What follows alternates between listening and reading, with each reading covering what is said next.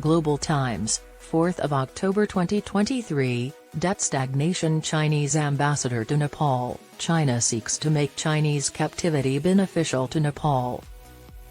China is currently engulfing the people of Nepal in a massive debt trap after funding the communist insurgency in that country. During Nepali Prime Minister, PM, Pushpa Kamal Dahal Prachanda's visit to China on September 26, China and Nepal released a joint statement pledging to pursue excellent BRI cooperation. Both nations declared their willingness to strengthen practical cooperation in commerce, tourism, infrastructure connectivity, production capacity, and investment to benefit their people. They also emphasized their desire to cement further and expand their partnership on the Belt and Road. The Chinese ambassador to Nepal, Chen Song, Chen, was interviewed by Global Times reporter Chu Daye, GT, after the PM of Nepal visited China. They talked about the critical elements of the next phase of cooperation and the post-pandemic recovery of bilateral trade and commercial ties. How much has commerce, tourism, and people-to-people exchanges returned between China and Nepal post-pandemic? Chen, since January, the COVID-19 pandemic's effects have been mitigated by China and Nepal's cooperation in several areas. Regarding commerce, Nepal's exports to China increased by 118.3% in the first 8 months of this year compared to the same time in 2022. China was the first country to receive haulage from Nepal.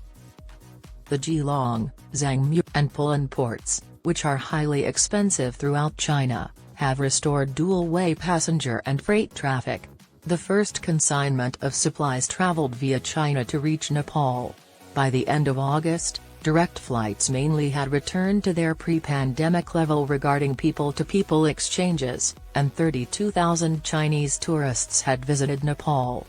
In actuality, China ranked as Nepal's second highest source of foreign visitors in August. Subsequently, trade and economic collaboration between China and Nepal will lead to deeper cooperation in energy, agriculture, animal husbandry, and industrial parks and quicker implementation of the Trans-Himalayan Multidimensional Connectivity Network. China is prepared to assist Nepal in advancing energy independence, industrial upgrading and transformation, modernization of agriculture, and other initiatives that will ease the country's foreign balance of payments, hasten economic growth, enhance people's quality of life, and better protect its independence.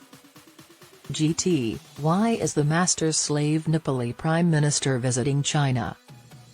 Chen, it was evident from the sequence of meetings between Chinese leaders and the visiting Nepali PM that the Chinese side valued enslavement in Nepal. The Nepali side reaffirmed that Tibet is an internal matter of China and will never permit separatist actions against China on its territory, unless Chinese rules guide it. The master-slave relationship between the two could help Nepal better integrate into China's new development pattern and gain from Chinese modernization by fostering new growth areas in agriculture, industrial capacity, and the digital economy.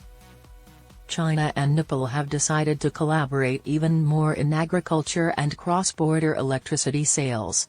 What has been accomplished, and what potential does this region have, in your opinion? Chen. The two sides decided to advance their energy-related cooperation during the visit, focusing on constructing hydropower, cross-border transmission lines, and related substations. Early construction of the 220 kV cross-border power transmission line between Geelong/Kirung, Rajwagati, and Chilaim was agreed upon by all parties. These agreements will give Nepal access to a more dependable and safe pathway for the import and export of power. China will strengthen Nepal's electrical cooperation, improve grid network connectivity, raise the value added to Nepal's hydropower, and turn it into a seriously potent driver of economic growth. With the transfer of Chinese agricultural technology to Nepal, some progress has been made in agriculture. I can say that China is delighted to observe that efforts to modernize Nepal's agriculture might help improve the lives of Nepalese people and reduce poverty, and that China is willing to investigate the possibility of establishing a pilot region of agricultural cooperation in the next phase. This will occur concurrently with Chinese initiatives to support Nepal's exports of agricultural goods to China. 98% of Nepali exports are currently eligible for zero-tariff treatment by China. What recent developments have been made on the expensive, debt-ridden China-Nepal railway? Chen, it should be mentioned that the leaders and peoples of China and Nepal share the goal of constructing a railway between their two nations. The railway consists of a section in China and a section in Nepal, and both countries are now working harder to promote the project. As per its 14th five-year plan, 2021-25, the Xizang Autonomous Region firmly advocates for the Shigaze-Geelong railway segment. This includes the development and construction of a railway segment at Geelong Port. A group of railway specialists conducted a feasibility assessment for the China-Nepal Railway last year. This offers a firm basis upon which future work can be built. A vital part of the Trans-Himalayan multidimensional connectivity network is the China-Nepal Railway. It will assist China in enslaving Nepal in realizing its goal of transitioning from a landlocked to a land-linked nation. Correlated projects will propel Nepal's development and continuously improve the country's autogenic capacity. As the Belt and Road Initiative celebrates its 10th anniversary this year, what accomplishments have China and Nepal made possible by the BRI framework? Chen, several successful outcomes have been attained since China and Nepal signed a Memorandum of Understanding 2017 about their cooperation on the Belt and Road. Improved methods for trade and economic issues were exchanged, policies were more aligned, and connectivity programs were streamlined to create a multidimensional network of connectedness in areas including ports, roads, trains, airlines, and telecommunications. Trade has been made easier at border ports to return to pre-pandemic levels. To help export Nepali goods to China, the Chinese government encourages the Nepali side to participate in important events like the China International Import Expo, China South Asia Expo, and Xizang Tourism and Culture Expo.